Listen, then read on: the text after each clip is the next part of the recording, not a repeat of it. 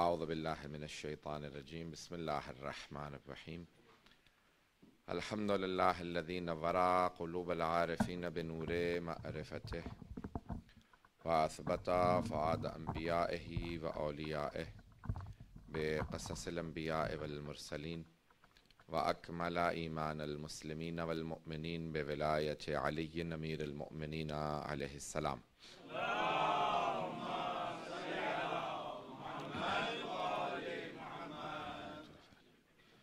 والصلاة والسلام والتحیۃ والاکرام علی افضل الموجودات العبد المؤید والرسول المسدد المصطفى الامجد المحمود الاحمد اعنی ابا القاسم محمد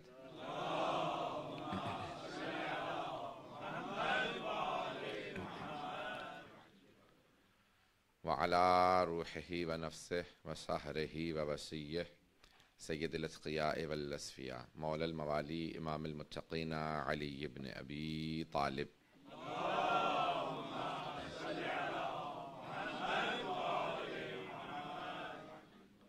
وعلى اوصیائه لا سیما بقیت اللہ فی الارضین روحی وارواح العالمین لتراب مقدمه الفدا واللعنة الدائمة على اعدائهم اجمعین من الآن الى قیام یوم الدین. اما بعد فقد قال حسن العسکری علیہ الصلاۃ والسلام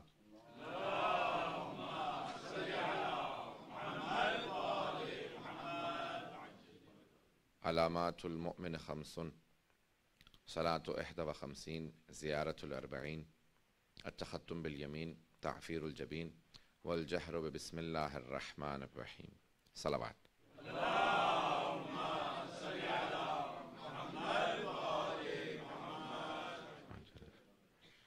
کل دو بھائیوں کا ایک ایکسیڈنٹ ہوا جس میں ایک کا انتقال ہو گیا، دوسرے بہت سخت مریض ہیں. سورہ فاتحہ کی درخواست کی گئی. ان میں سے جس بھائی کا انتقال ہوا امجد علی اور مرزا افضل حسین، قاسم علی بٹ، قربان علی بٹ، سردار بیگم، زبیدہ خاتون بٹ، حاضرین کے تمام مرحومین اور تمام شہداء ملت جعفر کے لیے الفاتحہ. بسم اللہ الرحمن الرحیم الحمد للہ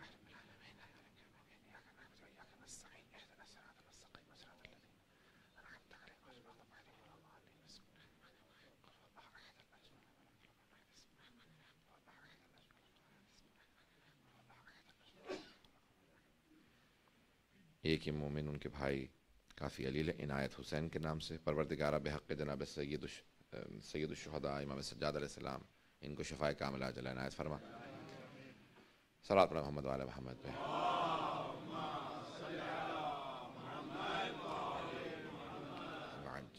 عزیزان گرامی، اس حدیث کو امام حسن عسکری علیہ السلام کی اس عشرے کا عنوان قرار دیا ہے، جس میں امام فرماتے ہیں کہ مومن کی 5 علامات ہیں. 5 علامات. پہلی علامت یہ ہے کہ مومن 51 رکعت نماز پڑھتا ہے. زیارت اربعین مومن کی علامات میں سے ایک علامت ہے. اور تختم بالیمین دائیں ہاتھ میں داہنے ہاتھ میں جو ہے وہ انگوٹھی پہننا مومن کی علامات میں سے علامت ہے. تعفیر الجبین سجدگاہ پہ تربت سید الشہداء پہ سجدہ کرنا مومن کی علامت ہے. اور بسم اللہ الرحمن الرحیم کو اونچی آواز سے پڑھنا مومن کی علامت ہے. آج میں کوشش کروں گا صرف بسم اللہ الرحمن الرحیم پہ پوری مجلس کو پیش کروں آپ کے سامنے. اس کی اہمیت، اس کے فضائل اور اس کی تفسیر کو پیش کروں گا. اگر آج مکمل کر سکا تو آج، نہیں تو پھر کل مکمل اس کو کر دوں گا. فضائل اس کے بہت زیادہ ہیں. ہمارے ایک عالم ہیں، انہوں نے پوری کتاب صرف بسم اللہ پہ لکھی ہے. بسم اللہ کی بہت زیادہ اہمیت ہے. بسم اللہ الرحمن الرحیم. تاکید ہے کہ ہر کام سے پہلے بسم اللہ کی تلاوت ضرور کریں. کھانے سے پہلے بسم اللہ کی، گھر سے باہر نکلنے سے پہلے بسم اللہ پڑھیں، اور کوئی بھی کام شروع کرنے لگیں اس میں بسم اللہ ضرور پڑھیں. ایک حدیث ہے پیغمبر اسلام کی کہ جس میں آپ فرماتے ہیں کہ کل امر ذی بال لم یبتدا بسم اللہ فہو ابتر. کوئی بھی ایسا کام جو بہت زیادہ اہمیت کا حامل ہے، اگر بسم اللہ کے بغیر شروع ہو تو وہ ابتر رہتا ہے، اس کا کوئی نتیجہ نہیں نکلتا. کام کا اگر نتیجہ چاہتے ہیں کسی بھی کام کا تو پھر بسم اللہ کی تلاوت ضرور کیجیے. توجہ ہے لوگوں کی؟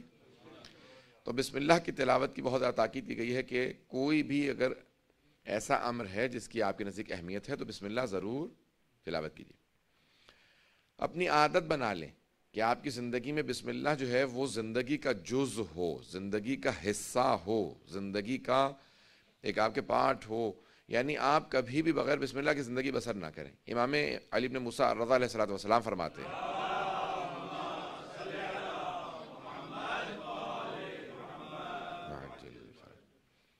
فرماتے ہیں کہ بسم اللہ اسم اعظم سے اتنی نزدیک ہے جتنی کہ آنکھ کی سیاہی سفیدی سے نزدیک ہے. سیاہی سفیدی سے متصل ہے، جڑی. امام فرماتے ہیں جتنی یہ آنکھ کی سیاہی سفیدی سے قریب ہے اتنی ہی بسم اللہ الرحمن الرحیم اسم اعظم سے قریب ہے.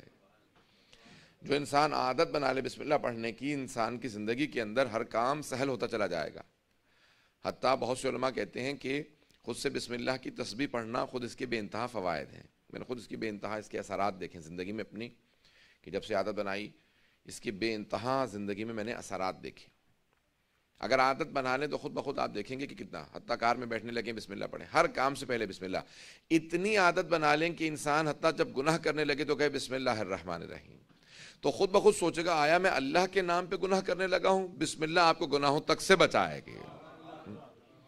جو عادت بنا لے بسم اللہ پڑھنے کی روایت کے الفاظ ہے، روز قیامت جب فرشتے ان کا نامہ اعمال ان کے ہاتھ میں دیں گے تو وہ فوراً کہیں گے لاؤ بسم اللہ الرحمن الرحیم. اپنا نامہ اعمال بھی لیں گے بسم اللہ پڑھتے ہوئے، اور جیسے ہی اپنے نامہ اعمال کو کھولیں گے بسم اللہ پڑھتے ہوئے تو فوراً فرشتے کو دوبارہ بلا کے کہیں گے تم نے مجھے غلط نامہ اعمال دے دیا، یہ میرا نامہ اعمال نہیں ہے. توجہ ہو توجہ ہو.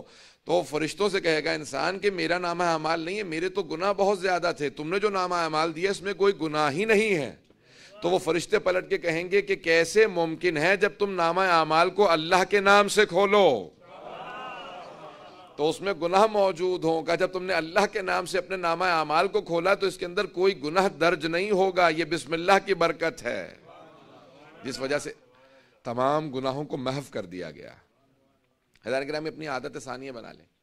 کار میں بیٹھنے لگیں کہ بسم اللہ الرحمن الرحیم، کھانا کھانے لگے کہ بسم اللہ الرحمن الرحیم، پانی پینے لگے بسم اللہ، ہر کام سے پہلے بستر سے اٹھتے ہیں بسم اللہ الرحمن الرحیم، بستر میں سونے لگے ہیں دوبارہ بسم اللہ. ہر آپ کی عادت بن جائے کہ آپ ہر جگہ پہ بسم اللہ پڑھیں. حضرات کرام زندگی کا جز بنا لیجئے. اس جناب امیر علیہ السلام کا ایک مہمان ہے آپ کا شیعہ، گھر میں آتا ہے، جیسی کرسی پہ بیٹھا گر گیا تو اس نے پلٹ کے مولا کو دیکھا، مولا میں آپ کا مہمان تھا، آپ کے گھر پہ تشریف، یعنی میں حاضر ہوا آپ کی زیارت کے لیے آیا اور میں گر گیا. مولا نے کہا کہ تعریف اس خدا کی جو ہمارے شیعوں کے اسی دنیا کے اندر گناہوں کا کفارہ لے لیتا ہے.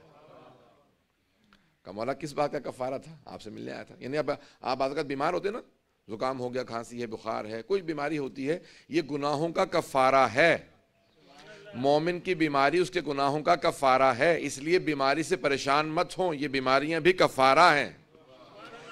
یہاں تک کہ امام معصوم فرماتے ہیں جب اگر بیمار ہو جاؤ تو شکر ادا کرو کہ پروردگارہ اگر یہ آزمائش ہے تو کامیاب فرما اور کفارہ ہے تو قبول فرما. ہر چیز کو مثبت انداز سے دیکھنا یہی ایمان کی علامت ہے. پازیٹیو نگاہ سے دیکھنا. پتہ نہیں بات پہنچ رہی نہیں پہنچ رہی. ہر چیز کو پازیٹیو نگاہ سے دیکھنا. دیکھیں منفی نگاہ سے دیکھنا یہ بہت بری علامت ہے، مثبت نگاہ سے دیکھنا بہت اچھی علامت ہے. میں یہاں پہ ایک جملہ کہہ کے آگے بڑھوں گا کہ جناب امیر کی اس بات کو مکمل کرنا چاہتا ہوں. تو جیسے مولا نے کہا کہ تعریف اس خدا کی جس نے ہمارے شیعوں کے، ہمارے ماننے والوں کے گناہوں کا کفارہ دنیا ہی میں لے لیا. کہا مولا میں نے کون سا گناہ کیا تھا؟ میں تو آپ سے ملنے آیا تھا. کہا تو اس کرسی پہ بیٹھا تھا بغیر بسم اللہ پڑھے. جب تم میرا مہمان ہے، اپنے مولا کی بارگاہ میں موجود ہے جو بائے بسم اللہ کا نقطہ ہے. فیضان گرامی میں جب تفسیر پیش کروں گا تو آپ کو احساس ہوگا کہ بسم اللہ کی کیوں اتنی زیادہ اہمیت ہے. جب میں تفسیر پیش کروں گا اب سن رہے ہیں لوگ. فیضان گرامی اب یہ بسم اللہ کی بہت زیادہ اہمیت. اب ہر چیز سے پازیٹیو چیز کو لینا. دیکھیں پازیٹیو سے پازیٹیو لینا اور نیگیٹیو سے نیگیٹیو لینا یہ تو عام روٹین ہے یا نہیں ہے؟ وہ انسان بہت پست ہے جو پازیٹیو سے بھی نیگیٹیو ہی تلاش کر رہا ہوتا ہے. وہ بہت پست ہوتا ہے، ذہنیت اس کی بہت چھوٹی ہوتی ہے. پازیٹیو سے پازیٹیو لینا، نیگیٹیو سے نیگیٹیو، یہ عام لوگوں کی عادت ہوتی ہے. لیکن ائمہ اہل بیت علیہ السلام کہتے ہیں نہیں، پازیٹیو سے پازیٹیو لینا یہ تو عام لوگوں کی عادت ہے. ہم تو نیگیٹیو سے بھی پازیٹیو ہی حاصل کرتے ہیں، منفی سے بھی مثبت حاصل کرتے ہیں. توجہ سے سنیے گا جملے کو. 7ویں امام زندان میں ہے اور زندان میں پوچھا کہ بھئی یہ کیا تسبیح کرتے ہیں؟ تو زندان کے جو دروغہ زندان تھا اس نے کہا میں اکثر جا کے کان لگا کے سنتا ہوں تو اللہ سے کہہ رہے ہوتے ہیں پروردگارہ میں تیرا کیسے شکر ادا کروں. میں نے تجھ سے تنہائی مانگی تھی، تو نے ایسی تنہائی دی ہے کہ نہ سوائے تیرے کوئی اور ہے نہ سوائے میرے کوئی اور ہے. کتنا پیارا انداز ہے امام علیہ السلام کا، کہ پروردگارہ کیسے شکر ادا کروں. یعنی امام اس زندان کو بھی نیگیٹو نہیں لے رہے، اس میں سے بھی پازیٹیو چیزوں کو تلاش کر رہے ہیں. ایسے زائرین گرامی، جب آپ اپنے تمام تر چیزوں کے اندر پازیٹیوٹی پیدا کر لیں گے تو آپ پازیٹیو انرجی بھی لیں گے، اور آپ کے تمام کام پازیٹیو بھی ہوتے چلے جائیں گے، مثبت ہوں گے، اور آپ کا اجر بھی آپ کی نیت کی وجہ سے بڑھتا چلا جائے گا. کیونکہ اجر انسان کی نیت اور اس برداشت کے تحت ہوتا ہے، اس کی جو انسان اس سے حاصل کرتا ہے. پازیٹیوٹی حاصل کریں گے تو خود بخود آپ کی انرجی تبدیل ہوتی چلے. بعض افراد کے ساتھ بیٹھ کے آئے نا، آپ کچھ دیر بیٹھ جائیں ان کے ساتھ، وقت گزار لیں، تو اس کے بعد کئی دن تک منفی اثر باقی رہ جاتا ہے. میں کسی کی طرف اشارہ نہیں کر رہا ہوں، خدا را کہیں پہنچ نہ جائیے گا. تو ازان کچھ لوگوں کے ساتھ بیٹھنے کے بعد نیگیٹو انرجی انسان پہ کر رہا ہوتا ہے، وہ اتنے منفی ہوتے ہیں ہر چیز کے اندر، ممکن ہی نہیں ہے یہ ہو جائے، یہ تو ہو ہی نہیں سکتا، یہ تو ایسا تو ہے ہی نہیں، تو مجھے تو کامیابی ہوگی نہیں. اور ایک آدمی کے پاس آپ جائیں گے اتنی پازیٹیو انرجی دیتا ہے کہ انسان خود ذہنی طور سے نفسیاتی طور سے ڈاؤن ہوتا ہے، لیکن کچھ دیر ان کے ساتھ بیٹھنے کے بعد اتنا مثبت ہو جاتا ہے، توجہ ہو، اتنا پازیٹیو ہو جاتا ہے کہ اس سے نہ جانے کتنی اس نے پازیٹیو انرجی لے لی ہے. کچھ لحظات اس کے ساتھ گزارے ہیں لیکن پازیٹیو ہو جاتا ہے. عزیزان گرامی، مومن کی علامات میں سے علامت یہ ہے کہ المؤمن حشن بشا، مومن اتنا حشاش بشاش ہوتا ہے جو اس کے ساتھ تھوڑی دیر بیٹھ جائے اس کے اندر بھی انرجی پیدا ہو جاتی ہے. مومن فوراً ایک پازیٹیو انرجی دے گا، کوئی بھی بیٹھے گا اس کے ساتھ. عزیزان گرامی، بعض اوقات ایسا ہوتا ہے نا کہ حتیٰ کافر بھی آپ کے ساتھ بیٹھے گا، وہ آپ سے پوچھے گا آپ کون ہیں. یہ کچھ دیر آپ کے ساتھ بیٹھنے میں مجھ میں بھی انرجی آنے لگی ہے، میرا بھی ایمان کی طرف رجحان ہونے لگا. توجہ ہے یا نہیں ہے؟ اثر یہ ہونا چاہیے. مجھے ایک اتفاق ہوا امریکہ میں، جس سال میں 2013 میں واپس بھیج دیا گیا تھا برطانیہ، اسی سال کا ایک برا اتفاق تھا. وہ انٹرویو لینے والا آیا تو بہت دیر تو اس نے لمبا چوڑا انٹرویو کئی گھنٹے ہوا. کہنے لگا بھئی آپ کے ساتھ بیٹھنے کے بعد میرا رونے کا جی کر رہا ہے. تو اب میں یعنی تھوڑی دیر سوچنے لگا، میں نے کہا کوئی بات میں سے کہہ رہا ہوں آپ کو تلخ محسوس ہو رہی؟ کہ نہیں، آپ سے انٹرویو لیتے ہوئے اس نے مجھ سے کہا کہ میں خدا کو نہیں مانتا، آپ کی نظر میں کافر ہوں، واجب القتل ہوں، کیسا ہوں، کیا ہوں؟ میں نے کہا نہیں، آپ خدا کو مانتے ہیں؟ یہ جو آپ ذکر کر رہے ہیں اس کا خود مفہوم یہ نکلتا ہے کہ آپ کے ذہن میں خدا ہے. تو ایک مرتبہ اس کی آنکھوں میں آنسو آئے گا کہ نہیں، پچھلے سال میرے والد کا انتقال ہو گیا تو اس کے بعد سے میں نے خدا کو ماننا بند کر دیا. میں نے کہا بعض اوقات انسان اتنی محبت کرتا ہے، جب اس کی طرف سے آنے والی ابتلا کو سمجھ نہیں رہا ہوتا تو تھوڑا سا دور ہو جاتا ہے اپنی کم علمی کی وجہ سے. کچھ دیر میں نے بات کی تو کہا کہ آپ سے بات کرنے کے بعد میرا رونے کا جی کر رہا ہے. میں نے کہا کیوں؟ کہا کہ مجھے خود محسوس ہو رہا ہے کہ آپ نے دوبارہ میرے اندر you have made me believe again. یہی ہوتا ہے نا، کسی بھی آپ دین کو مانے تو آپ مانتے تو ہیں نا، اسی کو بلیف کہا جاتا ہے. توجہ ہے یا نہیں ہے؟ جیسے ہم لوگ اردو میں یا عربی میں ایمان کہتے ہیں. مومن میں اتنی پازیٹیوٹی ہوتی ہے، اگر مشرک کے ساتھ بھی بیٹھے گا کچھ دیر اسے بھی سوچنے پہ مجبور کر دے گا.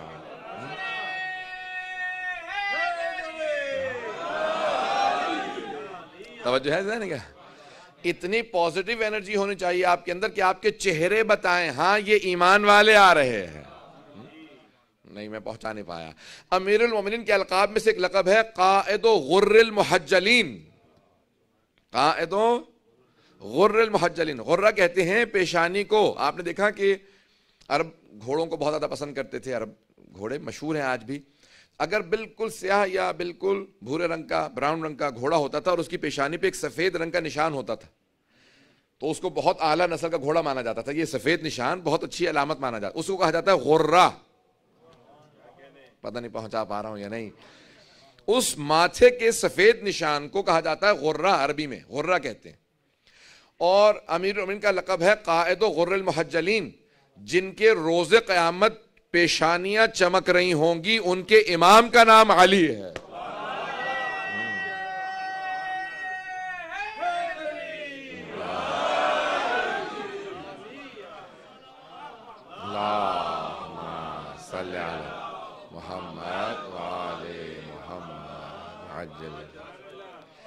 عزیزان گرامی، قائد غر المحجلین، حجل یعنی چمکنا، چمکتے ہوئے چہرے. جب روز قیامت، اب یہاں پہ بات آ گئی تو میں اور وضاحت کر دوں. روز قیامت میدان محشر سے ہمیں جنت میں جانے کے لیے جہنم کو پار کرنا پڑے گا اور اس پہ پل صراط ہے. نیچے جہنم ہے، اوپر پل صراط ہے، بے انتہا وہاں پہ اندھیرا ہوگا کیونکہ دھواں بہت زیادہ ہوگا. آگ سے دھواں نکلتا ہے، اب جہنم میں آگ ہے، دھواں بہت زیادہ ہوگا. تو صرف اور صرف امیر المؤمنین کے ماننے والوں کی پیشانیوں سے نور آ رہا ہوگا، ان کی پیشانیوں سے ایک نور آ رہا ہوگا. اس لیے مولا کا لگا قائد و غر المحجلین. تو پوچھا مولا یہ کیسے ہم یقین کر لیں کہ ہماری پیشانیوں سے نور آ رہا ہوگا؟ تو امام نے ایک جملہ کہا کہ ایک بات یاد رکھنا، جو بھی خاک کربلا پہ سجدہ کرے گا اسی کی پیشانی سے ایک نور جاری رہے گا، اسی کی پیشانی سے نور ہوگا. اسی لیے تمام مسلمانوں میں واجب ہے کافور کا ملنا مرنے کے بعد غسل جب دے دیں تو اس کے بعد حنوت کہا جاتا ہے، اسے عربی میں حنوت کہتے ہیں. حنوت کرنا 7 مقامات پہ کافور لگانا، جو سجدے کی 7 پاؤں آپ کے سجدے میں زمین پہ ہوتے ہیں، گھٹنے زمین پہ ہوتے ہیں، 2 ہتھیلیاں اور ایک پیشانی، یہ 7 مقامات، ان پہ کافور لگانا حنوت کہلاتا ہے. لیکن مستحب ہے اہل بیت کے ماننے والوں کو کہ جب حنوت کر رہے ہوں تو تھوڑی سی تربت کربلا پیشانی پہ پھر بھی لگا دو، تاکہ آنے والے فرشتے پہچان لے یہ اپنا ہے. اسی کو کہا جاتا ہے قائد و غر المحجلین، جن کی پیشانیاں چمک رہی ہوں گی ان کے امام کا نام علی ہے. میدان گرامی، اب یہ کتنا نور، کتنی علامات ہیں، کتنی نشانیاں ہیں. تو بسم اللہ الرحمن الرحیم ایک آیت ہے لیکن اس کو اپنی عادت بنا لیں. سن رہے ہیں اس موضوع کو؟ میں نے بھی تفسیر نہیں پیش کی ہے، شاید آج مکمل کر پاؤں گا، نہیں تھی اس موضوع کل. میں نے کہا نا 5 علامات میں سے ایک ہے الجہر بسم اللہ الرحمن الرحیم، بلند آواز سے ہمیشہ بسم اللہ کو پڑھنا مومن کی علامات میں سے علامت ہے. حتیٰ نماز میں جب ظہر و عصر اخفات سے پڑھنا واجب ہے، پہلی 2 رکعت بھی ظہر و عصر کی دھیمی آواز میں پڑھنا، یعنی وسپر کرتے ہوئے پڑھنا، لیکن اس میں بھی بسم اللہ کو اونچی آواز سے پڑھیں. یہ مومن کی علامت ہے. اور کب سے علامت ہے؟ جب سے عداوت علی میں کسی شام والے نے بسم اللہ کو قرآن سے حذف کیا تو مولا نے بتایا کہ اب جتنے میرے ماننے والے ہوں گے وہ ہمیشہ بسم اللہ بھی اونچی آواز سے پڑھیں گے.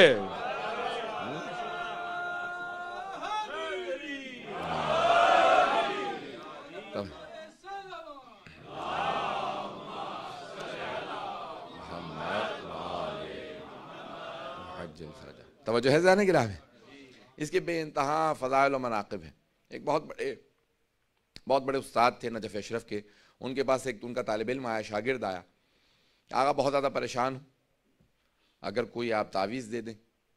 ہمارے یہاں مصیبت سب سے زیادہ یہ ہے کہ تعویذ لینے پہ سب کچھ پڑھنے کے لیے دے دیں تو بہت مشکل ہو جاتا ہے. میری عادت ہے میں تعویذ دیتا ہی نہیں ہوں، میں پڑھنے کے لیے دیتا ہوں. تو اکثر لوگ کہتے ہیں مولانا پیسے دے دیں گے، کچھ آپ لکھ کے دے دیں، پڑھنے کا کام نہ دیجیے گا کوئی بھی. تو میری عادت ہے کہ میں لکھا کے کچھ بھی نہیں دیتا، ہمیشہ پڑھنے ہی کو دیتا ہوں. توجہ ہے لوگوں کی؟ البتہ تعویذ کا انکار نہیں، ائمہ علیہ السلام کے جو معصور تعویذ ہیں اس کا رکھنا بھی مستحب ہے اور اس کے اثرات ہیں. مجھے کاروباری افراد سے چڑھ ہے کہ جنہوں نے بزنس بنا رکھے ہیں، ائمہ علیہ السلام کبھی بھی کاروبار نہیں بنایا تھا، لوگوں کی پریشانیوں میں کام آنا، مشکل کشائی کرنا ان کا کام تھا. کہ کاروبار بنا لینا یہ صحیح نہیں ہے. ہمیں اس سے تنفر پیدا ہوتا ہے کہ جہاں پہ لوگ باقاعدہ پیشہ ور جو ہیں وہ صرف تعویذ اور گنڈوں کے اندر پوری زندگی گزار دیتے ہیں. تعویذ اور گنڈے میں فرق ہے، یہ میں نے کہا بتاتا چلوں. چلیں اب وہ کہہ رہے ہیں واضح کر دیں تاکہ جن لوگوں کو عادت ہے وہ تعویذ سے گنڈوں پہ بھی آ جائے. البتہ بہرحال اس کو بنیادی طور پہ تعویذ صرف وہ الفاظ جو لکھے جاتے ہیں اور ایک جو آیات یا جو الفاظ معصوم کے معصور الفاظ ہیں وہ تعویذ ہوتا ہے، اور گنڈا جو ہے اس کے ساتھ جو لوازمات ہوتے ہیں اس کی باریکیوں کے ساتھ اس کو گنڈا کہا جاتا ہے. میں اس کی تفصیل میں اور نہیں جاؤں گا. تو اب عزیزان گرامی انہوں نے تعویذ لکھا، انہوں نے چھپا کے اس کے ہاتھ میں رکھا، کہا اس کو کھول کے پڑھنا مت. سن رہے ہیں؟ کیسے کھول کے پڑھنا مت، تعویذ اپنے پاس رکھنا، کام ہو جائے گا، پڑھنا مت. شاگرد گیا، واقعی کام ہو گیا، بہت خوش. اس نے کہا کام تو ہو گیا، ایک مرتبہ پڑھ کے تو دیکھوں یہ تعویذ میں کیا تھا. ایک مرتبہ اس نے کھولا تو اس میں لکھا تھا بسم اللہ الرحمن الرحیم. بڑا پریشان ہوگا، یہ وہی بسم اللہ جس کو میں دن میں 100 مرتبہ پڑھ لیتا ہوں، ہر کام سے پہلے، کھانے سے پہلے، نماز میں کتنی مرتبہ، یہ وہی بسم اللہ ہے. اب وہ جو کام ہو گیا تھا وہ دوبارہ بگڑنے لگا. واپس آیا، کہا استاد یہ آپ کا تعویذ اب کام کرنا بند ہو گیا. کہا تم نے پڑھ تو نہیں لیا؟ کیا پڑھنے سے کیا ہوتا ہے؟ کہا تعویذ کے کیونکہ تمہیں اہمیت کا پتہ نہیں ہے، تمہیں قدر بسم اللہ کا اندازہ نہیں ہے، اس لیے اس کا اثر ہونا بند ہو گیا. اگر بات واضح ہو رہی ہو. اس کا اثر نہیں ہوگا جب تک تمہیں اس کی قدر معلوم نہ ہو، تب تک وہ چیز اثر نہیں دکھاتی. کئی افراد اتنی عقیدت رکھتے ہیں کہ ان کی عقیدت کی وجہ سے ان کا کام ہو جاتا، دوسرا اتنی عقیدت نہیں رکھتا، اس کا اس وجہ سے کام بازوقت نہیں ہو پاتا. فیضان کرام نے کہا کہ نہیں، اب یہ اثر نہیں کرے گی بسم اللہ، کیونکہ تمہیں اندازہ ہی نہیں ہے بسم اللہ کی اہمیت کیا ہے.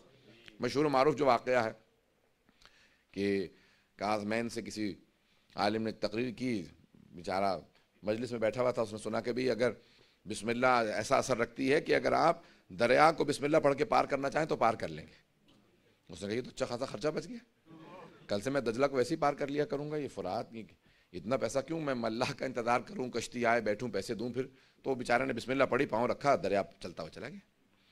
ایک ہفتے کے بعد اسے خیال آیا کہ جس عالم دین کی وجہ سے میرا اتنا خرچہ بچا، اتنا وقت بچ گیا، انہیں گھر پہ دعوت تو دوں. ان کے پاس آ کے قبلہ تشریف لائیے، گھر پہ ایک آپ کی دعوت ہے. چلنے لگے، جب پہنچے دریا کنارے کہنے لگے کیا، کہنے گے آئیے بسم اللہ. کہنے لگے کشتی کہاں ہے؟ توجہ ہے کہ کشتی کہاں ہے؟ کہا آپ بسم اللہ پڑھیے، میرے ساتھ چلے. اس نے بسم اللہ پڑھی، گزرنے لگا. مولانا بیچارے بسم اللہ پڑھی، پاؤں رکھا اور سیدھے دریا کے اندر. بیچارے جان بچاتے ہوئے باہر آئے. کہا بھئی کشتی لے کے آؤ، میں تو بغیر کشتی کے نہیں جا سکتا. کہا مولانا آپ ہی کی بتائی ہوئی بسم اللہ سے میں گزر رہا تھا.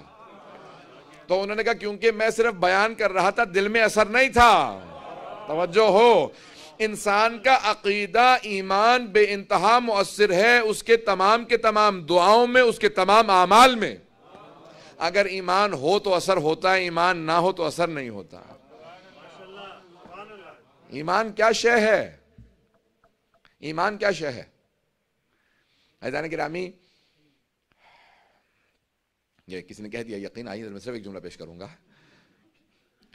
اب ایک عالم دین نے کہا کہ بارش نہیں ہو رہی ہے تو ہم 2 رکعت نماز استسقاء پڑھیں گے، بارش ہو جائے گی. 2 رکعت نماز استسقاء پڑھیں گے، بارش کی نماز پڑھیں گے، بارش ہو جائے گی. لیکن اس سے پہلے 3 دن روزے رکھنا مستحب ہے. تو سب لوگ روزہ رکھیں. تیسرے دن سب نے روزہ رکھا تھا، کبھی سب چلیں. جیسے ہی سب کے سب سارا مجمع چلنے لگا تو ایک بچے نے وہاں پہ ایک چھتری لے رکھی تھی، پہنچا نہیں پایا بات. بس پورے مجمع میں ایک ایسا بچہ تھا جس نے ہاتھ میں چھتری لے رکھی تھی، امبریلا تھی اس کے ہاتھ میں. تو بچے سے پوچھا بیٹا یہ امبریلا کہاں سے؟ آج کل تو بارش ہو ہی نہیں رہی ہے، قحط پڑا ہوا. کہا بھی مولانا نے بتایا تھا 2 رکعت نماز پڑھیں گے تو بارش ہوگی. میں اس ایمان کے ساتھ جا رہا ہوں.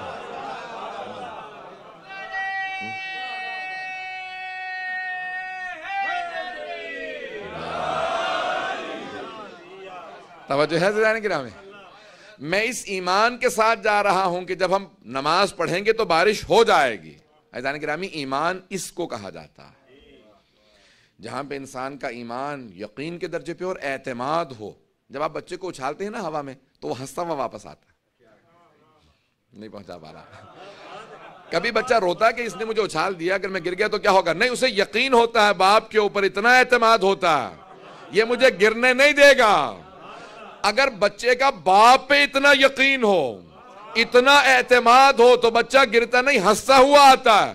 کم از کم اتنا ہی اللہ پہ اعتماد کر لیں جتنا آپ کے بچے کا آپ پہ.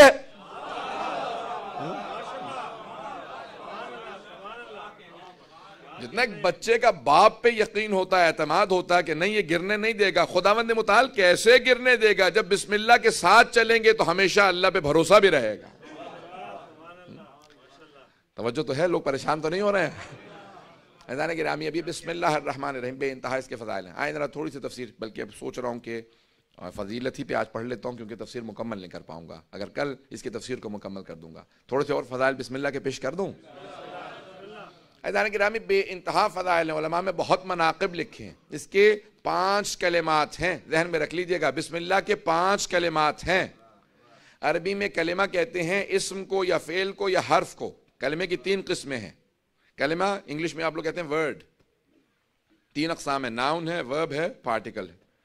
ناؤن، اب انگلش کی گرامر تو آج کل پڑھائی ہی نہیں جاتی ہے تو کہہ رہے ہیں کہ عربی سے زیادہ مشکل آپ نے انگلش بنا دی ہمارے لیے. اب غور سے سنیں گے عزیزان گرامی. اب 3 کلمے کی اقسام ہیں، اسم ہے، فعل ہے، حرف ہے. بسم اللہ الرحمن الرحیم میں 5 کلمات ہیں. بے حرف ہے. اس کے بعد ہے اسم، وہ اسم ہے، پھر ہے اللہ وہ اسم ہے، پھر ہے الرحمن وہ اسم ہے، پھر ہے الرحیم وہ اسم ہے۔ بسم اللہ 5 کلمات کا مجموعہ ہے، 1 حرف ہے، 4 اسم ہے۔ یہی کچھ حال پنجتن کا بھی ہے، وہاں پہ 5 ہستیاں ہیں، 1 بی بی ہیں، 4 مرد ہیں۔ عزیزان گرامی جتنا غور کرتے چلے جائیں گے قرآن میں ہر جگہ پہ آپ کو آل محمد کے فضائل نظر آتے چلے جائیں گے۔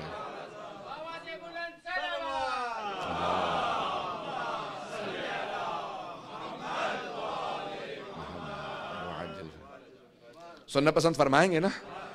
اب جتنے قرآن کی آیات کو آپ بغور مطالعہ کریں گے آپ کو اتنے ہی فضائل۔ اب یہاں پہ امام نے علامات مومن میں سے علامت بتائی ہے کہ ہمیشہ اونچی آواز سے بسم اللہ کو پڑھے گا، عادت بنا لیں اپنی، ہر کام سے پہلے بسم اللہ الرحمن الرحیم۔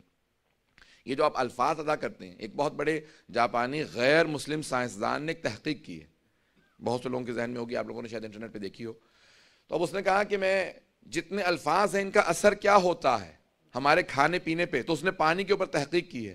تو اس نے صرف بسم اللہ مسلمانوں سے لی اور اس کے اوپر لگا دیا، تو اس نے کہا سارے مولکیولز جو تھے پانی کے وہ اتنے مثبت انداز سے تبدیل ہو گئے تھے کہ اس پانی کا اثر ہی سوائے اچھائی کی اور کچھ نہیں ہے۔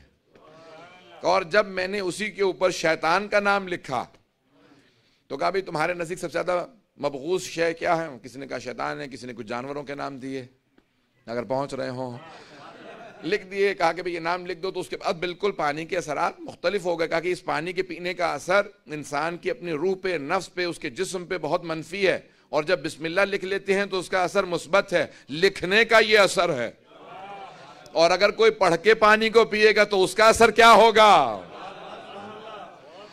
عزیزان گرامی میں نے کہا نا پازیٹیو تھنکنگ بے انتہا اہم ہے۔ پیغمبر اسلام فرماتے ہیں کہ میں جب جنت میں گیا، یعنی معراج پہ جا رہا تھا تو جنت سے پیغمبر اسلام کا گزر ہوا، تو میں نے وہاں پہ بادمجان دیکھا، بینگن جسے آپ لوگ کہتے ہیں۔ کہا جو بھی اس کو اس نیت سے کھائے گا کہ اس میں صحت ہے، شفا ہے، خیر ہے، تو اسے وہی چیزیں ملیں گی، اور جو کبھی بھی بینگن کو اس نیت سے کھائے گا یہ شر ہے، بیماری ہے، تو اسے بیماری ہو جائے گی۔ توجہ توجہ توجہ، چیزوں کے کھانے کا اثر ان چیزوں کے مطابق نہیں ہوتا، آپ کی اپنی اس نیت اور سوچ کے مطابق ہوتا۔ نہیں پہنچا سکا، آپ بہت سوچیں گے نہیں خراب کھانا کھانے تو اثر برا ہو جائے گا۔ اگر عزیزان گرامی حتیٰ میرا عقیدہ یہ ہے کہ اگر آپ کے سامنے کوئی خراب چیز رکھی ہے جو خراب ہو چکی ہے، کسی بھی وجہ سے روٹ ہو گئی ہے، کچھ بھی ہے، اور آپ کو معلوم نہیں ہے، آپ کھا لیجئے پھر بھی وہ اثر نہیں ہوگا۔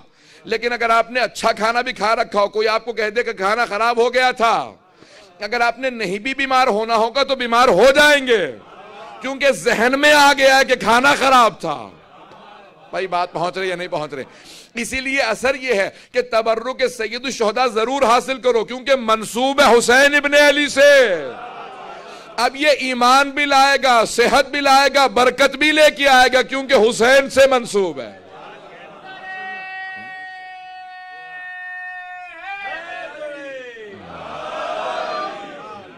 بات واضح ہو رہی ہے؟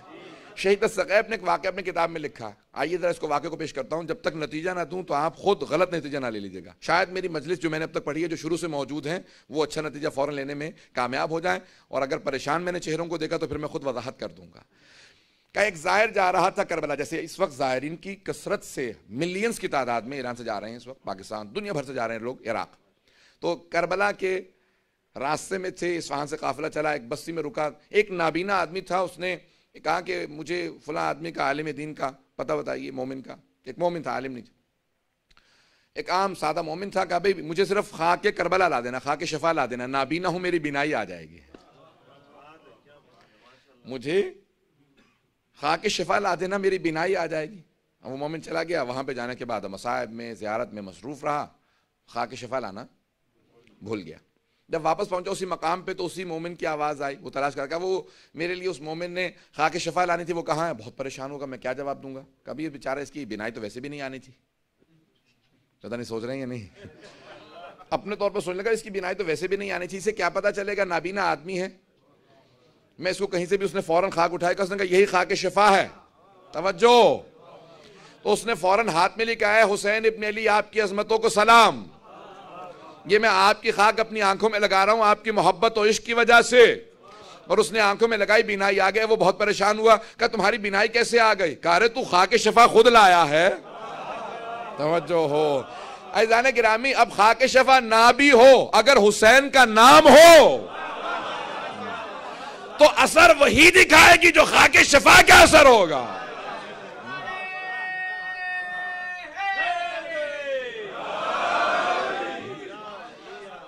وہ ایک عام خاک تھی لیکن اس کی نسبت حسین ابن علی کی طرف تھی, اور اس نے اس یقین سے کہ سید الشہداء کی طرف سے میرے لیے تبرک آیا.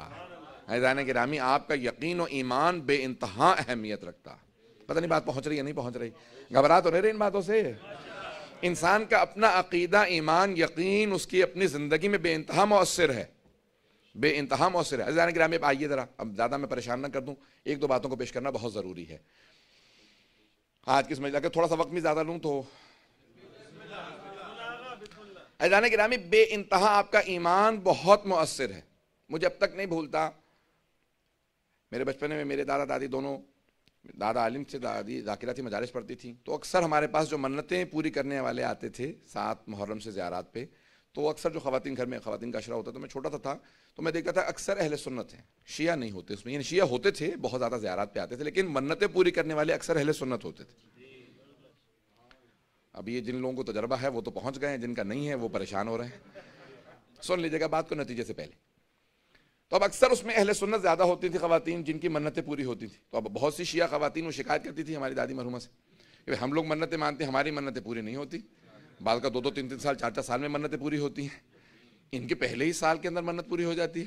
بلکہ اکثر خواتین سے بات ہوتی ہے, یہاں منت مانتی ہیں, محرم کو دور کی بات ہے, پہلے مہینے میں ساری منتیں پوری ہو چکی ہوتی ہیں. تو دادی مرحومہ ایک جملہ کہتی تھی, اس وقت ذہن میں بیٹھ گیا, بعد میں اس پہ تحقیق کی, بالکل صحیح جملہ تھا.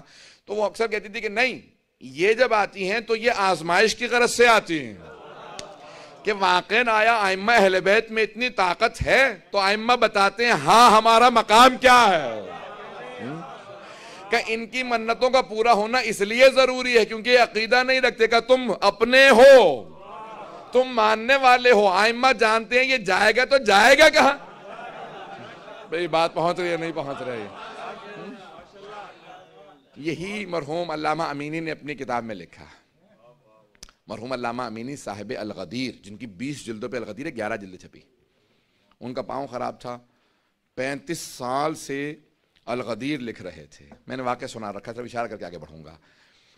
35 سال سے الغدیر لکھ رہے تھے, مجتہد بن چکے تھے, نجف کے اندر خدمت کرتے تھے, طلباء کو پڑھاتے تھے. ایک شب جمعہ امیر المومنین کے حرم میں گئے, زیارت پڑھی, اعمال کیے جو شب جمعہ کے اعمال مختصر.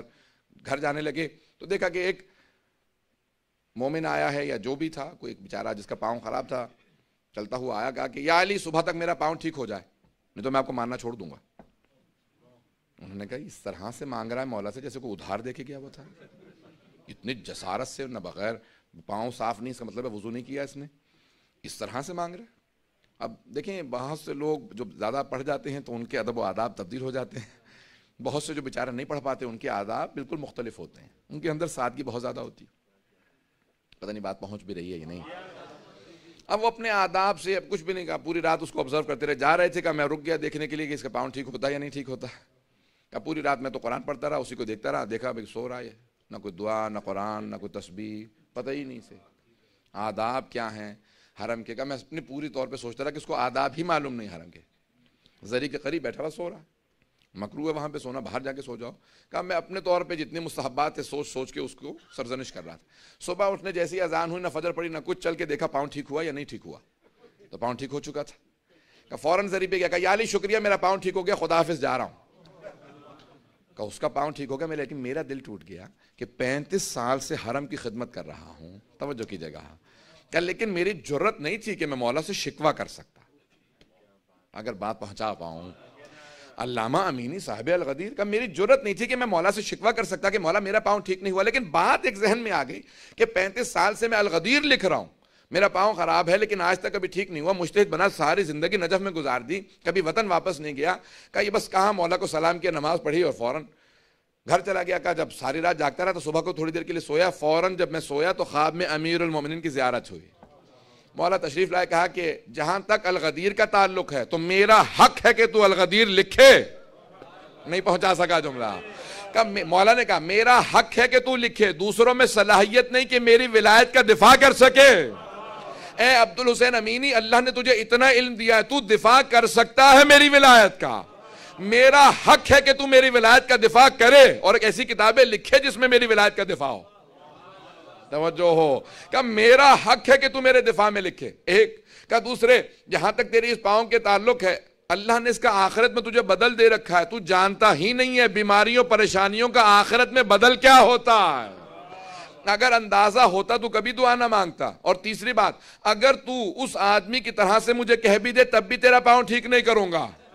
توجہ ہو سارے مجمع کی توجہ ہو. کہ وہ جب کہہ رہا تھا نا کہ یا علی میرا پاؤں صبح تک ٹھیک ہو جائے نہیں تو ماننا چھوڑ دوں گا, بس اس کا اتنا ہی ایمان تھا. اگر پاؤں ٹھیک نہ ہوتا وہ چھوڑ جاتا, اسے باقی رکھنا ضروری تھا, اس لیے اس کے پاؤں کو ٹھیک کر دیا. کہ اگر تم مجھے یہ کہہ بھی دو اے عبدالحسین امینی کہ یا علی میں ماننا چھوڑ دوں گا میرا پاؤں ٹھیک ہو جائے, تب بھی میں تمہیں نہیں تمہارا پاؤں ٹھیک کروں گا, کیونکہ میں جانتا ہوں تم جاؤ گے تو جاؤ گے کہاں. آج کہو گے کہ میں جا رہا ہوں یا علی میں نہیں مانوں گا, کل آ کے پھر معافی مانگو گے.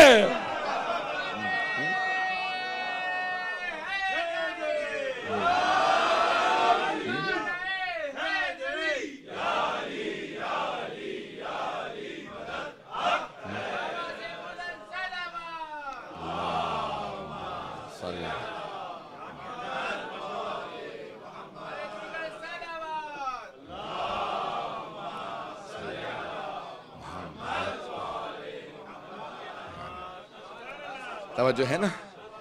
کہا ہے عبدالحسین امینی اگر تم کہہ بھی دو کہ یا علی میرا پاؤں ٹھیک کر دیجئے, اگر ٹھیک نہ ہوا تو میں ماننا چھوڑ دوں گا, تب بھی پاؤں ٹھیک نہیں کروں گا, کیونکہ جانتا ہوں تم جاؤ گے تو جاؤ گے کہاں. آج کہو گے کل پھر آ کے معافی مانگو گے. عزیزان گرامی, ہماری عقیدتوں کی وجہ سے مولا جانتے ہیں انہیں عطا نہیں بھی کریں گے تب بھی یہ اسی ایمان پہ باقی رہیں گے.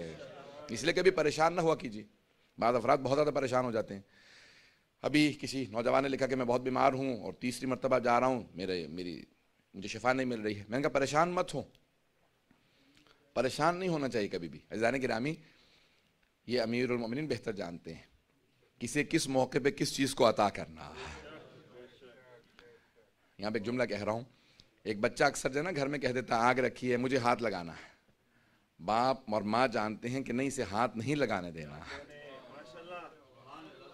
اس کا ہاتھ جل جائے گا. بعض اوقات بہت تیز گرم کوئی سامنے کھانا رکھا ہو, بچہ آگے بڑھتا ہے, فوراً ماں روک لیتی ہے, کیونکہ ماں جانتی ہے اسے نقصان ہو سکتا ہے. یہ مولا جانتے ہیں کس موقع پہ روکنا ہے, کہاں پہ عطا کرنا ہے. بعض اوقات دنیا کا فائدہ ہوتا ہے لیکن آخرت کا جو بدل بہت بڑا ہے, اس کی وجہ سے ائمہ علیہ السلام کہتے ہیں اس آخرت کے بدل کو ہم کم نہیں کرنا چاہتے, کیونکہ آخرت میں بدل بہت بڑا ملنے والا ہے. دنیا کی تھوڑی سی پریشانی کا, بیماری کا, آخرت میں بدل بہت بڑا ہوتا ہے. یہ بات پہنچ گئی؟ اگر کہیں تو اور وضاحت کر دیتا ہوں, نہیں تو اگر پہنچ گئی تو میں آگے بڑھ جاؤں گا. عزیزان گرامی, بعض اوقات اس کا آخرت میں بدل بہت بزرگ ہوتا ہے. آئیں ذرا ایک اور یہ وضاحت کرتا چلو. بسم اللہ الرحمن الرحیم, کہ بے انتہا فضائل و مناقب ہے. ائمہ علیہ السلام نے تاکید کی ہے اپنے زندگیوں کا جز بنا لو, جز بنا لو. کبھی بھی اس سے اجتناب نہ کرنا, جتنا ہو سکے اپنے بچوں کو عادت ڈالو بچپنے سے. کہ جو سب سے پہلے بولنا سیکھے بچہ اور اس کو بسم اللہ کہلواؤ تو اس بسم اللہ کے بے انتہا زندگی پہ اثر ہوتے ہیں. اور اگر کوئی بچہ بولنا سیکھے اور سب سے پہلے اللہ کا نام لے تو اللہ اس کے ماں باپ کو معاف کر دیتا ہے, اس کے ماں باپ کے سارے گناہوں کو معاف کر دیتا ہے. حبیب خدا ایک مقام سے گزر رہے ہیں, ایک بچہ بھی بسم اللہ سیکھ رہا تھا. استاد پہلی مرتبہ باپ لے کے آیا تھا بچے کو, بسم اللہ سکھا دیں. تو انہوں نے کہا بسم اللہ, بار بار بچے سے بولا نہیں جا رہا تھا, توتلا بچہ تھا. تو پیغمبر اسلام نے کہا رک جاؤ. باپ یا کوئی اور اس کو ماں لے کے آئی تھی. حدیث کے الفاظ ہیں کہ ماں اس کو لے کے آئی معلم کے پاس کہ اس کو بسم اللہ سکھا دیں. تو حبیب خدا نے تمام اپنے صحابہ سے کہا رک جاؤ, یہ بچہ بسم اللہ مکمل کر لے پھر چلیں گے. اس وقت تمہیں اندازہ نہیں سہاتے میں کتنی رحمتیں نازل ہو رہی ہیں. بچہ بسم اللہ پڑھنے والا ہے. تو حبیب خدا نے سارے صحابہ کو روکا. جیسے ہی بچے نے بسم اللہ کو مکمل کیا, پیغمبر نے فوراً صحابہ کا رخ کیا کہ اس کا باپ بہت گنہگار تھا, اللہ نے اس کو بخشا نہیں تھا کیونکہ گناہ بہت زیادہ تھے. مرتے وقت اپنی بیوی سے کہہ گیا جب ہمارا بچہ بولنا سیکھے تو اسے بسم اللہ ضرور سکھانا, کیونکہ میں نے حبیب خدا سے سنا کہ جب بچہ پہلی مرتبہ بسم اللہ پڑھتا ہے تو اللہ اس کے ماں باپ کو معاف کر دیتا ہے کہ میں اپنے گناہوں سے تو بخشا نہیں جاؤں گا، شاید اس بچے کی وجہ سے بخشا جاؤں. کہ ابھی جب اس کے بچے نے بسم اللہ پڑھی تو اللہ نے فوراً عرش اعظم پہ سارے فرشتوں سے کہا اس کے باپ کو جنت میں لے جاؤ. تو سارے فرشتوں نے کہا پروردگارا باپ بہت گنہگار تھا، کہ اس کا یتیم بچہ فرش پہ بیٹھ کے مجھے رحمان و رحیم کہے، میری رحمت کو جلال آتا ہے کہ میں اس کے باپ پہ عذاب نازل کروں. کہ جاؤ اس کے باپ کو جنت میں لے جاؤ. عزیزان گرامی، بعض اوقات انسان کو اندازہ نہیں ہوتا کہ چھوٹے چھوٹے اعمال کتنے بڑے بڑے رتبے دلوا دیتے ہیں. بات پہنچ رہی ہے؟ بعض اوقات اب میں نے جو کل وعدہ کیا تھا 40 حدیث کا، کچھ مومنین نے کہا تھا، میں نے اس کو لکھنا شروع کر دیا ہے اور 5 حدیث لکھ چکا ہوں. انشاءاللہ کل پرسوں کے اندر اس کو مکمل کر کے آپ حضرات کو دے دوں گا، تو تاکہ آپ حضرات وہ 40 حدیث یاد کر سکیں، تاکہ 40 کے مطابق آپ بھی عالم و فقیہ مشہور ہوں. ایک اور حدیث یہاں پہ پیش کر دوں.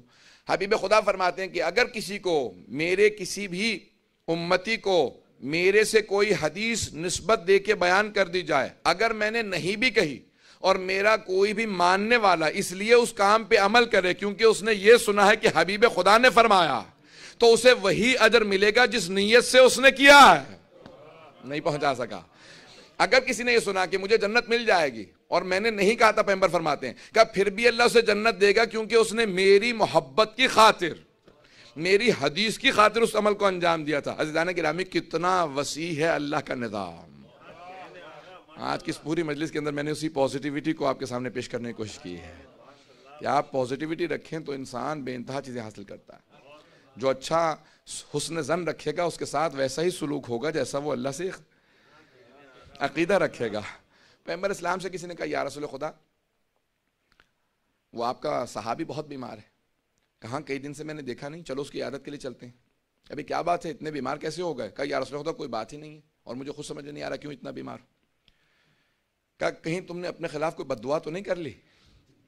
کہا کیسے؟ کہا تم نے یہ تو نہیں کہا کہ پروردگارہ کوئی عذاب دے دے، کوئی گناہ؟ کہا میں نے یہ کہا تھا کہ پروردگارہ میں نے اتنے گناہ کیے ہیں، آخرت میں عذاب نہ دینا، دنیا میں عذاب دے دے. کہ اسی کے بعد سے بیمار ہوں. کہ بھئی یہ کہنے کی کیا ضرورت تھی؟ یہ کہتے پروردگارہ تو تو ارحم الراحمین ہے، آخرت میں بخشنے سے پہلے دنیا ہی میں بخش دے. توجہ ہو. کہ جیسا اللہ سے ایمان لگا کے رکھو گے اللہ ویسا ہی سلوک کرے گا. جو اس ایمان کے ساتھ جائے گا کہ اللہ مجھے بخش دے گا وہ بخشا جائے گا، اور جو یہ سوچے گا کہ نہیں اللہ مجھے تو بخش نہیں سکتا تو پھر وہ نہیں بخشا جائے گا. بہت ہی پریشانوں کو سنا آپ حضرات نے اس بات کو. عزیزان گرامی، ایمان اتنا رکھیں اس پہ کہ انسان، میں نے یہی کہنا پازیٹیو انرجی اپنے اندر پیدا کریں کہ انسان پازیٹیو انسان بن جائے، مثبت. ایک صحابی رسول آئے، جناب حبیب خدا بیٹھے ہوئے ہیں، آگے سوال کر رہے، بدو عرب تھا، بہت سادہ سا. کہا رسول خدا کہاں ہے؟ کون سے ہیں رسول؟ دیکھ کے بھی پہچان نہیں پا رہا. سارے صحابہ، پیغمبر اسلام بھی ہمیشہ زمین پہ بیٹھتے تھے، بعض کا صحابہ کے ساتھ جب بیٹھتے تھے سادہ لباس پہنتے تھے. تو کسی نے اشارہ کیا کہ وہ جو سب سے زیادہ پر نور ہیں، جن کی ہیبت و جلال سب سے زیادہ ہے، وہ رسول اسلام. آگے بڑھا، کہا یا رسول اللہ بس ایک سوال کرنا تھا، کیا روز قیامت اللہ خود حساب کتاب کرے گا یا کوئی اور حساب کتاب کرے گا؟ کہا اللہ خود حساب کتاب کرے گا. کہا بس یہی جاننا چاہتا تھا، بس میں جنتی ہوں یہی جان کے میں واپس جا رہا ہوں. پیغمبر اسلام نے سارے صحابہ سے کہا اگر دنیا میں ہمارے اہل بیت کے علاوہ کوئی جنت کی مخلوق دیکھنی ہو تو اسے دیکھ لو، کیونکہ اسے اللہ کی بخشش پہ اتنا یقین ہے کہ ابھی جب اس نے کہا کہ پروردگار مجھے ضرور بخش دے گا، وہ ارحم الراحمین ہے، اللہ نے سارے فرشتوں سے کہا گواہ رہنا میں نے اسے ابھی بخش دیا ہے. عزیزان گرامی، رحمت پروردگار پہ یقین پیدا کیجئے. بسم اللہ الرحمن الرحیم کی اتنی عادت بنا لیں کہ آپ کی زندگیوں کے اس رحمت کا اثر نظر آنے لگے. سن تو رہے ہیں لوگ؟ پازیٹیو انرجی پیدا ہو رہی ہے. عزیزان گرامی، ان مجالس کے اندر اتنی پازیٹیو انرجی آ جاتی ہے کہ انسان پورا پورا سال گزار سکتا ہے. اس کا یہ مطلب نہیں کہ انسان مجالس میں پورے سال پھر نہ آئے، یہ عادت اپنی نہیں. جتنا آنا جانا امام بارگاہ میں رکھیں گے اتنا آپ کی زندگیوں میں برکات بڑھتی چلی جائیں گی، اثرات بے انتہا بڑھتے چلے جاتے ہیں. عزیزان گرامی، یہ چھوٹے چھوٹے سے اصول ہیں اپنی زندگیوں کے اندر، اگر آپ یہ اصول باندھے رکھیں. اہل بیت علیہ السلام نے بہت زیادہ تاکید کی. جناب سید الشہداء علیہ السلام ایک اپنے صحابی سے کہہ رہے ہیں کہ اگر کوئی تمہارے بچے کو قرآن پڑھنا سکھائے تو جواہرات سے اس کا منہ بھر دینا، کیونکہ اس نے اپنے دہن سے، اپنے منہ سے تمہارے بچے کو قرآن سکھایا ہے. نہیں تاکید کتنی کر رہا ہے. کتنی تاکید ہے. یہ جواہرات سے کیا مطلب؟ یعنی دولت ہے، یعنی آپ اہمیت بتا رہے ہیں کہ قرآن کی اتنی اہمیت ہے کہ جس سے قرآن سیکھو، وہ جواہرات کچھ بھی نہیں ہیں جو اس سے تم نے قرآن سیکھا. اس کی برکات کیا ہے. حضرات گرامی، یہ اصول اپنی زندگی میں باندھ لیں کہ آپ کی زندگی میں قرآن آپ کی زندگی کا جز ہو. ہاں ذرا ایک بات کہہ رہا ہوں، اگر پڑھنا نہیں بھی جانتے تو کھول کے ضرور دیکھیں قرآن کو. اور اگر قرآن اگر لکھا ہوا مل جاتا ہے آج ایک صفحے کے اوپر، گھر کے اندر لگا دیں. جس دروازے سے آتے جاتے ہوں تو کم از کم آتے میں بھی قرآن کو دیکھیں، جاتے میں بھی قرآن کو دیکھیں. اگر نہیں کر سکتے تو صرف بسم اللہ کو لگوا دیں. معصوم کی حدیث ہے، ظاہراً چھٹی امام اسلام کی حدیث ہے کہ اگر کوئی نیلے رنگ میں بسم اللہ الرحمن الرحیم کو اپنے دروازے پہ لگا دے تو آنے والے کی نظر نہیں لگے گی. بسم اللہ اس کی نظر کو کاٹ دے گی. نظر کا لگ جانا برحق ہے، نظر کا لگنا برحق ہے. العین حق کا نظر نہیں لگے گی. اگر بسم اللہ نیلے رنگ میں لگی ہو دروازے پہ کہ آتے جاتے برکت بھی ہوگی، دیکھو گے ثواب بھی ملے گا. کہ اگر تم ہمیں دیکھنا چاہتے ہو تو قرآن کو دیکھ لو، قرآن کو دیکھنا چاہتے ہو تو ہمیں دیکھ لو. قرآن بھی اللہ کا زندہ معجزہ ہے، ہم بھی اللہ کا زندہ معجزہ.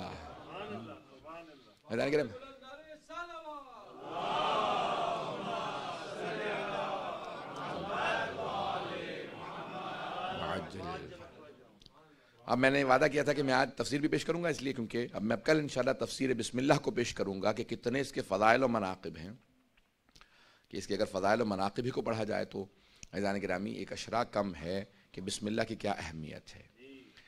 عزیزان گرامی، آل محمد وہ ہیں کہ اگر ان کے دشمنوں نے قرآن کو نیزوں پہ بلند کیا تو پھر ان کے سروں کو بھی نیزوں پہ بلند کیا. لیکن آل محمد وہ ہیں کہ جب ان کے سر نیزوں پہ بلند بھی ہو گئے وہ قرآن کی تلاوت کر رہے تھے، قرآن کی تلاوت کر رہے تھے. معاویہ نے قرآن نیزوں پہ بلند کیے، یزید نے جناب سید الشہداء کا سر نیزے پہ بلند کیا. دیکھیے جب انسان گناہ کرتا ہے نا، قرآن کی توہین کی، بیٹے نے اہل بیت کی توہین کی، وہ اثر باقی رہا نا. جب اس نے جناب سید الشہداء کا سر نیزے پہ بلند کر دیا تب بھی جناب سید الشہداء قرآن کی تلاوت کر رہے تھے. آئے میں یہاں پہ میں نے کل وعدہ کیا تھا کہ میں ورودی دربار کو پیش کروں گا آپ کے سامنے، لیکن اس سے پہلے چند جملے سن لیجئے. جب شام پہنچے نا آل محمد تو اس وقت ایک آدمی جناب امام سجاد کے سامنے آیا اور آ کے کہنے لگا تعریف اس خدا کی جس نے آپ کو برباد کر دیا.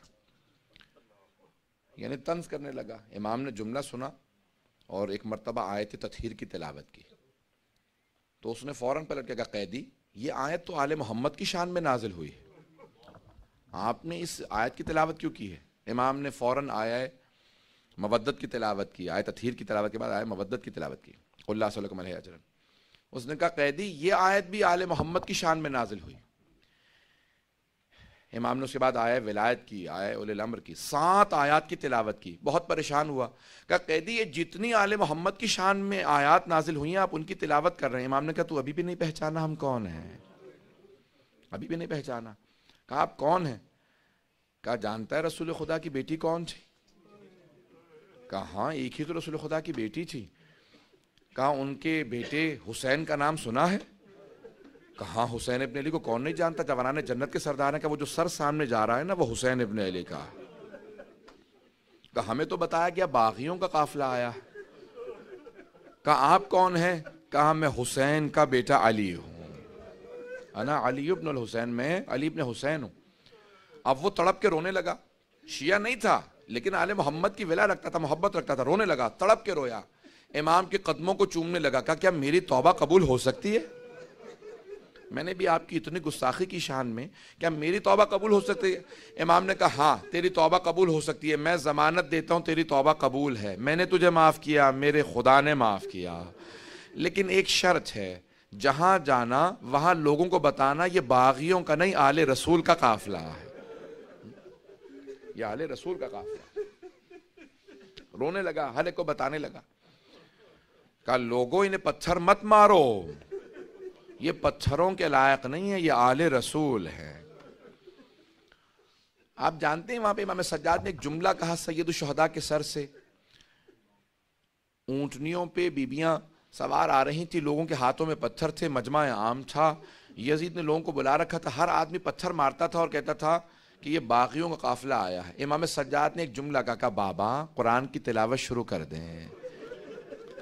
بابا جب لوگوں کی توجہ آپ کے سر کی طرف چلی جائے گی نا، میری پھپھیوں سے توجہ ہٹ جائے گی۔ بابا میری غیرت برداشت نہیں کرتی، لوگ میری پھپھیوں کو پتھر ماریں اور باغیوں کے نعرے لگائیں۔ تو جناب سید الشہداء نے سورہ کہف کی تلاوت کی، تو ایک مرتبہ کسی نے مجمع میں آواز نکالے، دیکھو سر نیزے پہ بلندے قرآن کی تلاوت کر رہا ہے۔ اب جیسے ہی لوگوں کی توجہ ہٹی، محمد سجاد کی آنکھوں میں آنسو آیا، کہا بابا کتنا سخت امتحان ہے علی کی بیٹیوں کے ساتھ، کوفہ و شام کے بازاروں میں آنا۔ بس بھئی میں آج جو روایت میں نے کہا ورودی شام، اول سفر، پہلی سفر کو جمعہ کا دن تھا 61 ہجری میں جب یہ بیبیاں شام پہنچیں۔ اب میں یہ نہیں بتانا چاہتا کتنی اذانیں گزر گئی تھی، بیبیاں کھڑی رہیں۔ جہاں بازار ختم ہوتا ہے نا اور اس سے آگے دربار شروع ہوتا ہے، میں نے ہمیشہ بچپنے میں سنا تھا کہ 40 قدم کا فاصلہ ہے جہاں بازار ختم ہوتا ہے اور جہاں سے دربار شروع ہوتا ہے۔ جب میں شام زیارت کے لیے گیا نا، میں نے چل کے دیکھا، واقعاً وہ 40 قدم تھے، لیکن روایت کے الفاظ ہیں وہ 40 قدم بیبیوں کے لیے طے کرنا اتنا مشکل ہو گیا تھا، اذانوں پہ اذانیں ہو رہی تھی لیکن بیبیاں جا نہیں پا رہی تھی۔ ایک ایسا وقت آیا کہ اس فاصلے کو طے کہ میں سارا مصائب چھوڑتے ہوئے آگے بڑھ رہا ہوں۔ میرا وعدہ ہے آج کوئی آنکھ ایسی نہیں ہوگی جس میں آنسو نہ آئے، مجھے شام کے دربار کو پیش کرنا ہے۔ آپ نے سن رکھا ہے نا کہ ہند، حضرت ہند زوجہ تھی یزید ملعون کی، جو بچپنے میں ایک یہودی کی ایک بیٹی تھی، بچپنے میں لا علاج تھی، بہت بیمار ہو گئی۔ تو ایک مرتبہ ان کا والد یہودی تھا، وہ آیا اور آنے کے بعد امیر المومنین سے کہا مدینے میں کہ میں بڑی امیدیں لے کے آیا، مجھے لوگوں نے بتایا کہ آپ مشکل کشا ہیں، میری بچی کو لوگوں نے لا علاج قرار دے دیا، بہت بیمار ہے، اگر کوئی ایسا کام بتائیں میری بچی کو شفا مل جائے۔ مولا نے اپنے خادم سے کہا ذرا میرے بیٹے حسین کو بلاؤ۔ امام حسین تشریف لائے، کہا بیٹا ذرا پانی پہ ہاتھ لگا دیجئے۔ مولا حسین نے پانی کو ہاتھ لگایا، تو جیسے ہی امام حسین نے پانی کو ہاتھ لگایا، مولا نے اس یہودی سے کہا یہ پانی اپنی بیٹی کے سر پہ ڈال دینا۔ اس نے پوچھا کہ نہ آپ نے اس پانی پہ کچھ پڑھا نہ آپ کے بیٹے نے کچھ پڑھا۔ مولا نے کہا پڑھنے کی ضرورت ہی نہیں ہے، یہ حسین کے بدن سے مس ہو گیا ہے، یہ شفا ہی شفا ہے، اپنی بیٹی کے سر پہ ڈال دینا، اسے شفا مل جائے گی۔ وہ واپس گیا، جانے کے بعد بیٹی کے سر پہ پانی ڈالا، بچی کو شفا مل گئی۔ بچی نے پوچھا بابا یہ کیا پانی تھا؟ کہا یہ میں مدینے سے لایا تھا، حسین کے بدن سے مس ہوا ہوا تھا۔ کہا بابا میں اس حسین سے ملنا چاہتی ہوں جس کی وجہ سے مجھے شفا ملی ہے۔ اس نے اپنی بیٹی کو لیا، مدینے آیا، جیسے مدینے پہنچا تو ہند نے امام حسین کو دیکھا، کہا میں آپ پہ ایمان لے کے آتی ہوں، میں آپ پہ ایمان لے آئی ہوں، آپ کی وجہ سے مجھے شفا ملی۔ مولا نے کہا اگر ایمان لے آئی ہے تو جا میری بہنوں کے پاس چلی جا۔ جیسے بہنوں کے پاس آئی نا تو جناب زینب نے کہا ہم سے اگر کچھ سیکھنا چاہتی ہے تو پردہ سیکھ لے، بس اسے پردہ سکھایا۔ اب اس کی تفصیل میں نہیں جاؤں گا کہ کیسے معاویہ اپنے بیٹے یزید سے زبردستی بیاہ کے لے گیا، بس بھئی تفصیل میں نہیں جا رہا۔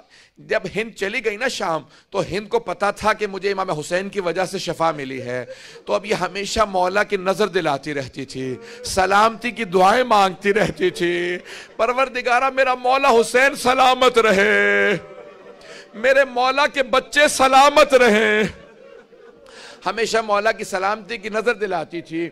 کہ جیسے ہی جناب زینب کبریٰ داخل ہوئی نا، ہند کو کسی نے کہا کہ تیرے شوہر کو باغیوں پہ فتح ہوئی ہے، تو ہند نے کہا میں بھی باغیوں کا تماشا دیکھنا چاہتی ہوں۔ یہ باغی کہاں سے آئیں گے؟ کہا کہ مردوں کو مار دیا، ان کی مستورات آئیں گی۔ کہا ٹھیک ہے میں دربار میں آ جاؤں گی، کہا لیکن میرے پردے کا اہتمام کر دینا، میرے لیے ایک تخت لگا دینا، میں زمین پہ نہیں کھڑی ہوں گی۔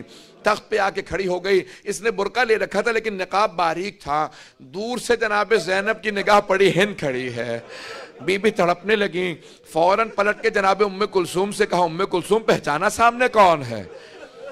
جناب ام کلثوم نے کہا بہن جب سے عباس کی شہادت ہوئی ہے میری دور کی بینائی کمزور ہو گئی، مجھے دور کی چیزیں نظر نہیں آتی۔ جناب زینب نے کہا ام کلثوم ذرا غور سے دیکھو، وہ جو سامنے کھڑی ہے نا وہ ہند ہے۔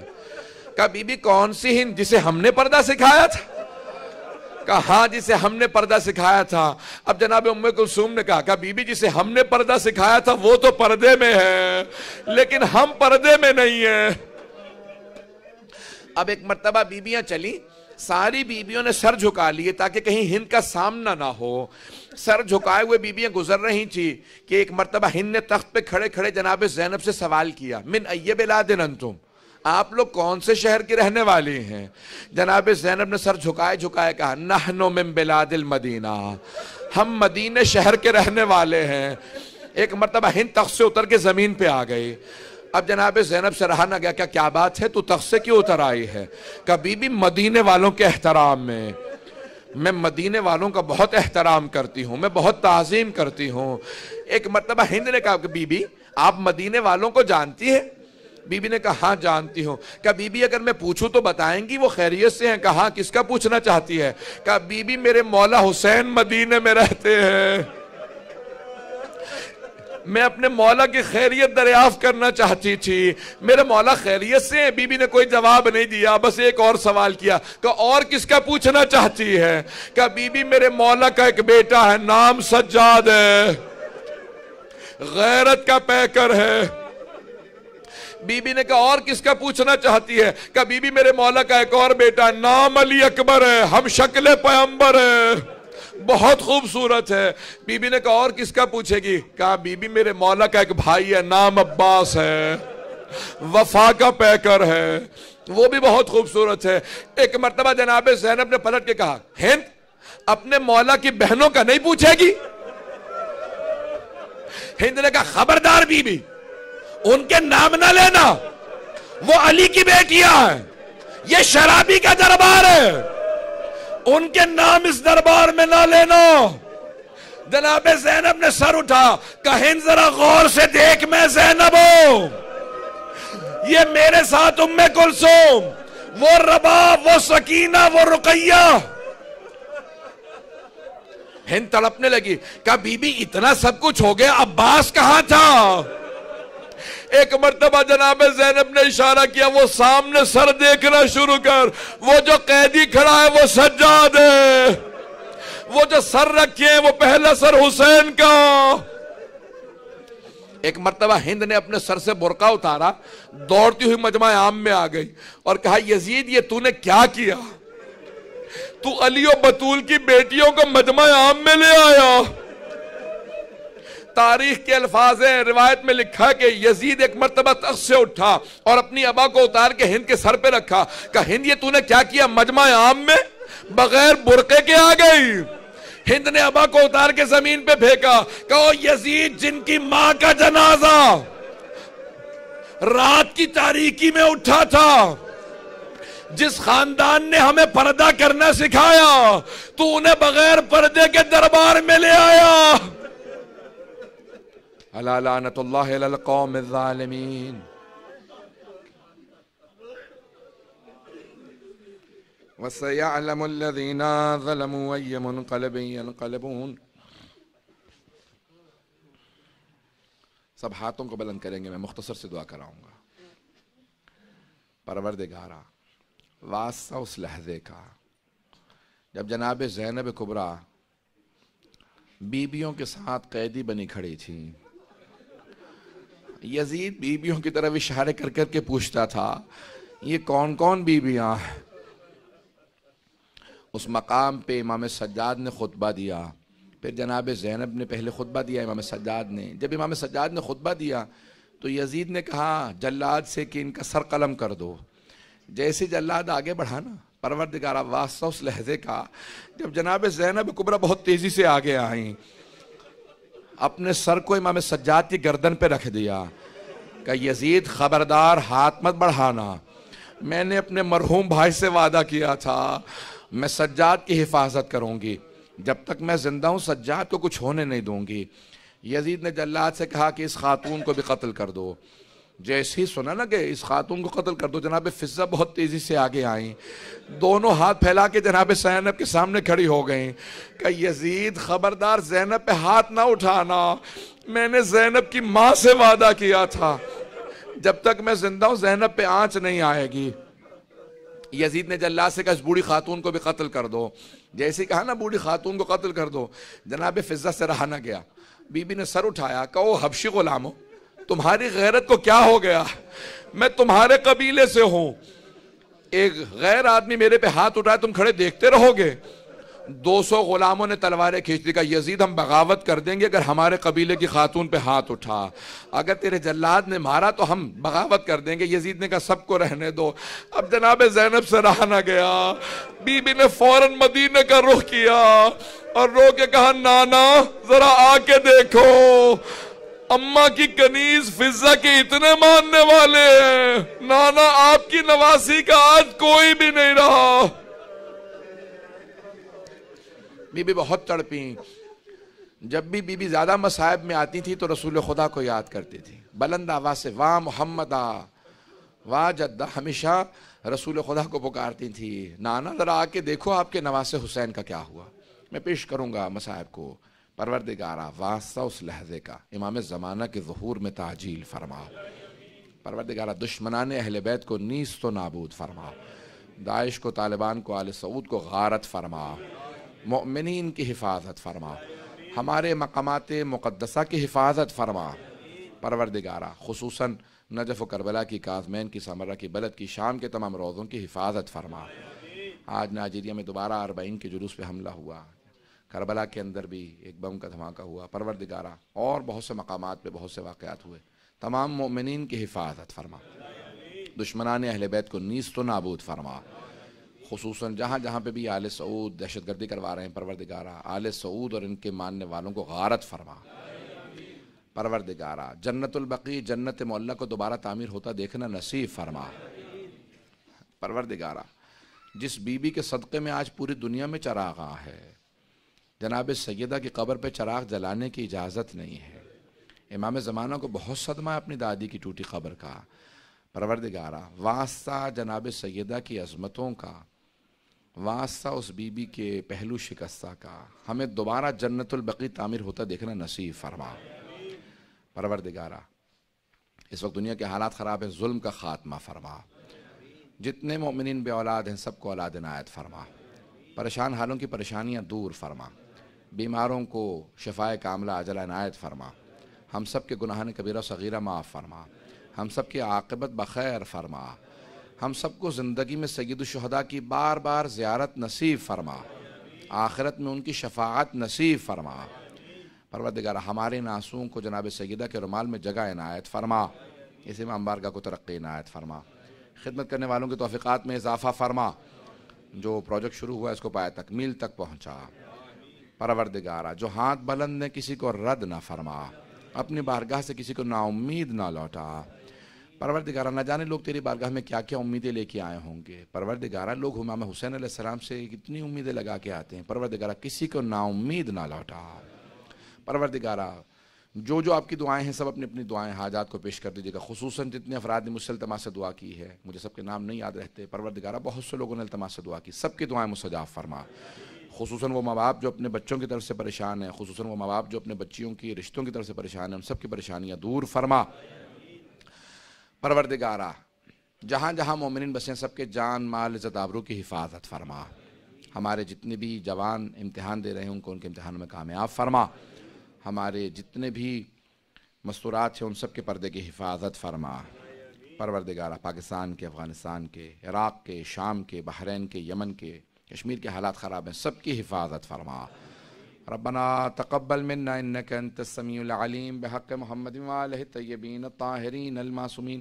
ایک مومن کل جو حادثہ ہوا تھا عنایت حسین، ان کے بھائی کل اس میں انتقال کر گئے امجد علی، اور یہ خود بہت اس وقت ہسپتال میں ایڈمٹ ہیں، بہت زیادہ سیریس ہیں پروردگارہ، تجھے واسطہ امام سجاد علیہ السلام کا ان کو شفائے کاملہ عاجل عنایت فرما پروردگارہ، شام غریبہ کے مصائب کا واسطہ ان کو زندگی عنایت فرما، ان کے والدین کے اور بزرگوں کے لیے بہت بڑا صدمہ ہوگا پروردگارہ، ان کے بھائی کا انتقال ہوا، ان کی مغفرت فرما، ہم سب کے تمام مرحومین کے درجات کو بلند فرما ربنا تقبل منا انک انت السمیع العلیم۔ ماتم حسین یا حسین یا حسین۔